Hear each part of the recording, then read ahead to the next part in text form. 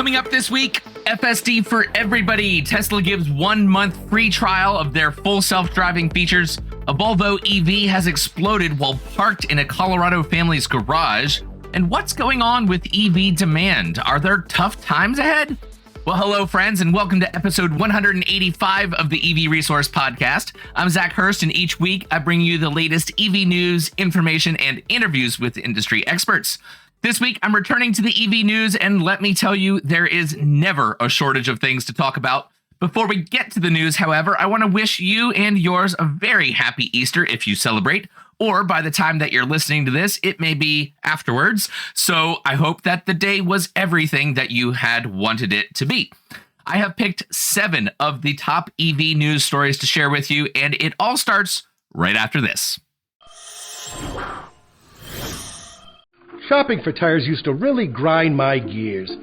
So many tires, and the thought of choosing the right one made me, precisely. That's before I went to TireRack.com. I got the best deal hands down. My tires ship fast and free, arrive the next day like clockwork. Tire Rack even gave me 2 years of free road hazard protection. Precisely. TireRack.com, the way tire buying should be. Click the link in the show notes to support EV Resource through using our affiliate partnership. So our leadoff story this week is about Fisker. The EV startup is in trouble, with bankruptcy being spoken to as a very real possibility. Fisker has been having financial woes as they've worked through launching the Ocean SUV. Cash on hand and their stock price have both plummeted, and it looks like if they don't do something soon, they might face bankruptcy. As an effort to get cash quickly, the automaker has now slashed prices of the Ocean SUV significantly in order to attract new buyers and raise cash. Fisker lowered the MSRP for the 2023 Ocean Extreme trim, which is the top level, from $61,500 down to $37,500. The 2023 Ultra trim will be priced at $35,000, down from $53,000, and the 2023 Sport trim will be priced at $25,000, down from $39,000, according to the automaker. Now that is a stellar deal, and the company said that some of its Ocean vehicles have as much as $7,000 worth of additional options that are included in those discounted prices, which took effect this past Friday. Fisker said in a statement that it is strategically positioning the all-electric Ocean SUV to be a more affordable and compelling EV choice, competitively available to EV buyers in the broadest possible market, and constantly improving via over-the-air software updates. Still, industry analysts believe that the company could fall victim to bankruptcy. This news comes just days after the New York Stock Exchange announced that it would delist Fisker's shares, saying that the stock is no longer suitable for listing based on abnormally low price levels. According to a filing with the SEC, the unnamed automaker that had been in talks to make a deal with Fisker has terminated negotiations as of March 22nd. Since then, Fisker has been forced to evaluate strategic alternatives, which may include in or out of court restructurings and capital markets transactions. If Fisker does file for bankruptcy, it would be the second auto startup from CEO Henrik Fisker to fail. The first iteration of Fisker Automotive filed for bankruptcy in 2013. So I definitely hope that they are able to find a way through this. The Ocean SUV has a lot of potential, and no, it is not perfect. There are many reports of a lot of software bugs and issues with fit and finish. That being said, I did spend some time with it personally, and I really, really liked it. It has a lot of creative features that you just don't see in other cars. I think it looks pretty good, especially the bright blue color that you see it in. And for those prices, I mean, the only reason I wouldn't want to buy one or tell anybody else is because the future of the company is uncertain. So should they have issues, service, repairs, parts, those all become question marks. So our next story comes to us from this past Saturday from the New York Auto Show, where climate protesters interrupted the show by pouring oil on, of all things, an F-150 Lightning EV. I normally wouldn't give so much of a platform to voices that are so extreme. But in this case, I want to turn your attention not to what they are saying, but to the response from the crowd. So take a listen to this. I'm sorry for the interruption, but this is an emergency, a climate emergency. Our love of cars is killing us. It is killing the earth. Come on. Get out of here. Get out. Get out. Electric vehicles will not save us. They will not save us. There's no cars on a dead planet. No cars on a dead planet. No cars on a dead planet. So two things come to mind, actually, when thinking about what their message is. The organization that was responsible for the protest said that the goal was to shed light on environmentally harmful mining processes involved in the production of electric vehicles. Well, yes, when compared to alternatives like riding your bicycle or walking or public transit, there are many more options that are better for the earth than electric vehicles and the mining of the minerals, so on and so forth for the batteries. However, I think the entire thing is so short-sighted because why are we comparing EVs to walking and riding bicycle and public transit when that is not a realistic expectation for the way we are going to move about in this country anytime soon? The better comparison is EVs against the traditional internal combustion engine vehicles. And in that case, the science is very clear across the entire life cycle of the vehicle. EVs are way, way better for the environment and the climate. Now, that is one thing. And if somebody wants to argue, fine, but science is science. It's the asking of questions to search for answers to help us understand how things work. That is what science is. And the answers we've gotten are fairly certain. So I'm going to call that a fact. EVs are better than ICE cars. Not better than riding a bike. Not better than public transit in terms of the effect on the environment. But why would we allow perfection or the pursuit of perfection to get in the way of what is better now as a stepping stone forward? Secondly, and I know there are a lot of people that feel very strongly that the climate and the environment, those are reasons why we need electric vehicles, and that's important. To the majority of people out there, it's not. The majority of people do not care about the effect on the climate when it comes to the way they make decisions about their buying power, their purchasing, the consumer behavior. While many would argue that it needs to change, and I am not going to disagree with that, it is likely going to be very difficult to get people to change their behavior for a reason that they don't care about. The way we are talking about electric vehicles is not going to work the way we had been talking about it. It's just the way we're talking about it now is wrong. And actually, I've got a whole podcast that I am preparing on this for the next episode, number 186. So if you don't normally listen to the podcast, well, welcome. Hello. But you'll want to make sure you tune back in for that one, because while sometimes my viewpoint can be a bit out there, and this may be one of those situations, the people that I have talked to seem to be receptive, at the very least, to the viewpoint that I'm taking. And I think that it's time for me to put it out there into the public purview and see what you all think. So I'm ready to do that next episode. What I've learned is when you mention the climate, when you mention environmental issues, it doesn't just fall on deaf ears, but actually those that might be open to the idea of electric vehicle are turned off and actually feel more strongly against EVs when they hear people talking about the environment as being a reason to adopt EVs. Now, I know that's straying a little bit from this news story because these guys are even saying that EVs are bad, but I think it's important to recognize that while the climate and the environment are definitely very good reasons to push for change, it is going to have a adverse effect that in many ways is greater than just if we had said nothing at all. So I'm going to leave it at that until next week. In that episode, I will have a lot more to share on the environmental side of things and how we communicate about that, but also many other things related to electric vehicles and what we're saying about them and why, at least in my own view, it's completely wrong. And next, let's actually talk about the demand for electric vehicles, because, of course, there's a lot in the news recently that suggests people just don't want EVs anymore.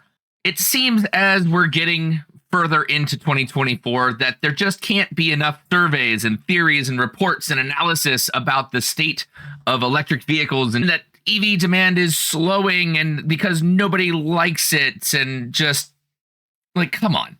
There is some truth in the story that EV demand and adoption is the growth. Let me rephrase this. The growth of EV adoption is slowing. But the truth of it is that, yeah, while there might have been a greater percentage of growth last year versus this year, so on and so forth, we are still setting record sales for EVs. There is more total market share between electric vehicles and the rest of the automotive industry, more market share for EVs than there was last year and the year before that and the year before that. We keep hitting new all-time sales records. But yet you look at the industry and the reports from the news articles, and it's like, oh my gosh, well, the EV fad is going to end and people are waking up to the fact that nobody really likes them and they're horrible. All of that is a load of bull. So I just want to kind of let people know, hey, everything is going very well. Now, what are the reasons that maybe people are buying less EVs, or people that would buy an EV are choosing not to? Well, I don't think it has anything to do with the technology, or at the very least, that part of it is a small slice. The rest of it, I'm going to point towards external factors like higher interest rates that affect people's, one, ability to get approved for financing, but then also to be able to afford a regular monthly payment. Two, there are not as many EVs being produced by certain companies, or at the very least, certain companies cannot keep up with demand, so they're not being bought. Third, there are some EVs out there that might not be the best value proposition. I'm not going to name them specifically, but if you've listened to the podcast for long enough, I'm sure at one point or another, I hinted at certain models that maybe just aren't worth the money that is being asked for them. Look, I mean, transitioning to electric vehicles is going to be hard for automakers because they gotta be able to scale in order to have the benefits of mass production for cost, but yet they don't know exactly how to market EVs while also not shooting themselves in the foot with the internal combustion engine vehicles that they currently sell. It's a tricky situation to be in if you're selling both. So there are a number of external factors that I am pointing to as to be the reason for the slowing of electric vehicle sales growth. But I do want to just highlight again, sales of EVs is growing still and will continue to grow. And any lull at this point is perfectly acceptable. It just depends on how you approach it. We're looking at the wrong thing. Growth has slowed, but guess what? It's still growing. We're still selling more EVs than we did before. And that, my friends, is the best news that we could hope for. Next, I want to talk about the Nissan Mitsubishi Renault Alliance. They have been partnered up for many years now. However, With Nissan and Mitsubishi specifically, we haven't really seen the two of them collaborate on very many models for the US market, save for the Nissan Rogue providing the foundation for the Mitsubishi Outlander as an example. But now, Nissan and Mitsubishi have plans to partner up on new models that are destined for our shores. Earlier this week, Nissan announced a 3-year plan that includes launching 7 new models in North America, as well as refreshing the majority of its US lineup by 2026. Also part of that news was that it will work to adopt a plug-in hybrid based on the Mitsubishi-developed powertrain for the Outlander, and perhaps that will be translated back to the more popular Rogue. And Mitsubishi will also benefit from a new EV based on Nissan's electric platform, most likely one that underpins the Ariya crossover. The presentation regarding Nissan's ARC strategy specified that in the coming years, Nissan and Mitsubishi will jointly develop a next-generation pickup truck that will be built in Mexico. It's possible that it will be a replacement for the current mid-size Nissan Frontier, and the same goes for the similarly sized Mitsubishi Triton that's sold overseas. There's even a glimpse of a new truck in Nissan's video presentation, which clearly shows a pickup truck silhouette with a crew cab body and short bed length. As for its powertrains, both electric and plug-in hybrid options are being considered. Previously, Nissan showed off a funky surf-out concept that teased a bed-toting EV, but now these new plans that have been revealed do suggest that any development of a partnership for a pickup truck between Nissan and Mitsubishi are likely in the works. And that makes a lot of sense for North American buyers who will buy what they want, even though they will not use it for what it's meant to be used for, and certainly is not what they actually need. Go figure. We have an addiction to large SUVs and pickup trucks, even if it means just commuting 10 miles to work.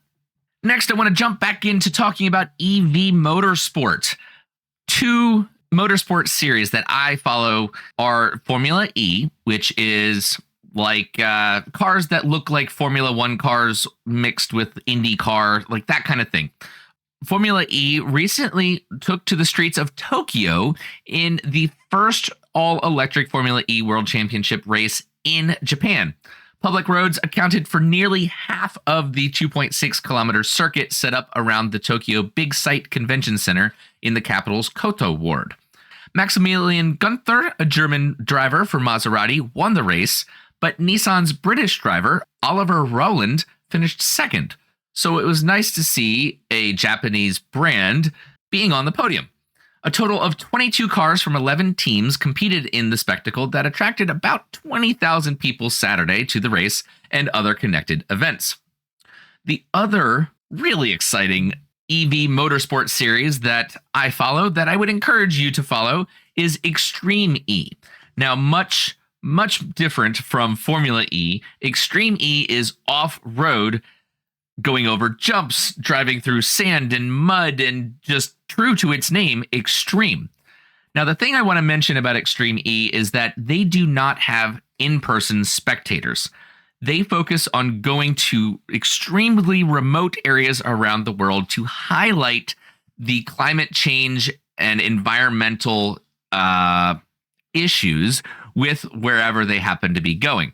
So they've raced in the deserts of Saudi Arabia or on the coast of Africa. They are highlighting the places that climate change and just overall environmental progression has arguably not been what we would like to see. Well, the news of this is that Extreme E, for the first time ever, this is now season 4, for the season finale will be here in the US. Rounds 9 and 10, the last 2 rounds of the season, will be taking place in Arizona. So aside from the fact that they're coming to the United States for the first time ever, which is exciting in of itself, or really, actually, maybe not, because they're highlighting climate change problems or concerns, like naturally out in Arizona being very dry. and the water issues with the Colorado River. I'm sure those things will come up. I'm just making an assumption on that.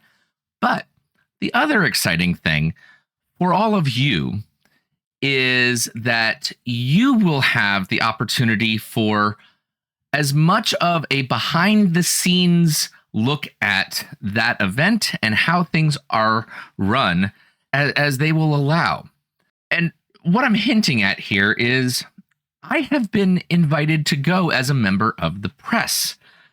So my intention is to get as much video, and hopefully I'll be able to interview either the drivers themselves or team members. I don't know. Details are yet to be determined, but I have every intention of being there. And if anything, me saying this is a way of manifesting it, because I have yet to figure out how I'm going to come up with the money for travel and a hotel to stay while I'm there. I'm definitely going to do everything that I can to come up with that so that I can go not just for me, but also for all of you. In the meantime, I would encourage you to check out Extreme E. You can go to their YouTube channel and see race highlights from this season as well as past seasons. So I definitely would encourage you guys to look into Extreme E and Formula E and follow along, because some exciting things are happening, and motorsport is important, especially electric motorsport, because the research and development that goes into battery technology, powertrain technology, making these vehicles more efficient and robust, that technology will make its way to the passenger vehicles that you and I drive and love. So definitely recommend checking that out. We're going to take a quick break and then we'll be right back at it. Do you own a business and want to reach EV owners and people interested in electric vehicles? EV Resource is welcoming businesses nationwide, both big and small, to become advertising partners with us across all platforms. The EV Resource podcast, magazine, YouTube videos, social media, and our webpage. For more information, please email Zach at hello@ev-resource.com. All right, now to a story that is not great, but I'd rather you all hear my take on it and what I hope to be an EV supportive take than what you're going to hear from everybody else. An electric vehicle Saturday morning exploded in Boulder, Colorado. Fire crews reported to a fire alarm at 6:08 in the morning and found an electric vehicle that was on fire and smoking quite a bit inside the garage of this home. And then it exploded. Luckily, the residents were evacuated before this happened, and the majority of the damage to the home was actually caused by the smoke. The fire department was able to pull the vehicle out of the garage into the driveway and then remained on scene for many hours to make sure that any lasting effects of thermal runaway were under control before transporting the EV away from the scene. I've talked about EV fires. That's the whole reason why I started the EV fire series, is to talk about them in a practical, realistic viewpoint versus the extremist and alarmist viewpoint that you'll see in the news media. I am working on part 3. I'm currently waiting on a response to interview a fire chief, actually, of a fire department about some of the technology that they are adopting. And that's really going to be the big focus for part 3, is where do we go from here with the industry to address the concerns about EVs catching fire? That being said, the one thing I will mention before ending this part of the podcast is that it's not so much that EVs catch on fire, because as many people point out, internal combustion engine vehicles catch on fire much more, like 8 to 10 times more than EVs. But it's when EVs catch on fire that's a huge concern for me, because it's going to be when they're plugged in and charging, most likely. At least that's what most of them that come across my desk, if you will, that's what I'm seeing. So if they're plugged in and charging, that's going to be at night while you're sleeping. So I'm not saying that it's going to happen or even that the risk is very high. But for me personally, fire is one of the things that terrifies me. If you have an electric vehicle that is inside a garage or parked just outside the garage when you charge, I would probably want to have a smoke detector installed wherever it is, just as a way of being proactive, so that should something happen in the extremely rare case, at least then you'll have a little bit of a heads up. And most people do not have fire detectors in their garage, but it is something that I would recommend if you have an EV, just to be safe. All right, so now on to the last story I have for you. And I know there are a lot of people that are excited about this. Elon Musk on Twitter committed Tesla to providing a month of free full self-driving for everybody. So if you have a Tesla vehicle that is equipped with the full self-driving hardware that can support the software feature, at some point soon, and I can't find an answer to this because I haven't gotten the option yet to sign up for it. But at some point soon, Tesla vehicles, you will be able to basically agree to use supervised full self-driving. Now, they have changed the wording of it where it's no longer being put out there, at least related to this, as full self-driving beta. It's supervised full self-driving. And I'm not exactly sure what they mean by that, but I'm assuming that the driver of the vehicle is supervising it. I would hope that they're emphasizing that aspect because that makes the title and the marketing a little bit more realistic. But the version is a new update, version 12.3.1. And from the few people that have gotten this and put videos up already, it looks like it's way more capable of taking on the task at hand. As soon as I've got it available on my car, I'm going to make sure I get it. And I'm going to drive around, probably unnecessarily taking trips that I might not have otherwise, to test it out and really keep an open mind about it. But if you have a Tesla and it is capable of full self-driving, then I would encourage you to check it out too and just give it a try and see how it is. Now, naturally, Tesla is doing this to try to influence the adoption rate of the software. And yes, while it costs $12,000 if you make a one lump sum payment, you can try the month-to-month subscription for $200 a month. Now, yes, that's still kind of a lot, but at the very least, it's not 12 grand. You're not committing to something that you don't necessarily know if you want it or not. So we'll see. I will keep you informed and let you know what I think once I get a chance to actually give it a shot. So there is more to come with the podcast. I do have a few announcements before we end, but I'm going to get to all of that here in just a minute. So stick around and I'll be right back. If you've been driving cars for a while, chances are that you've gone to start it and drive away and nothing. It won't power on and go. Now you're late to a meeting or to work or worse. The likely problem is that the lead acid 12-volt battery in your car has died. OMU lithium-ion batteries have a solution for you. They have the longest lasting, best performing 12-volt batteries on the market. This is something that will last you many years. I recommend OMU batteries because when I hop in my car to drive away, I appreciate the confidence of knowing it's just going to work.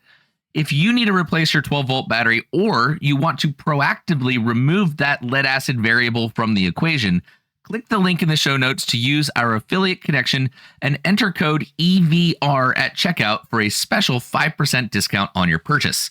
The next time you go to start your car, drive away with an OMU battery, providing you peace of mind. All right, so we covered a lot in this episode. Talked about Tesla offering full self-driving, about EV fires and some things that should be done if you have an EV. but generally that, you know what, the chance of a fire happening, not really something to worry about. And we talked about climate change and environmental communication, and of course about Fisker at the very beginning.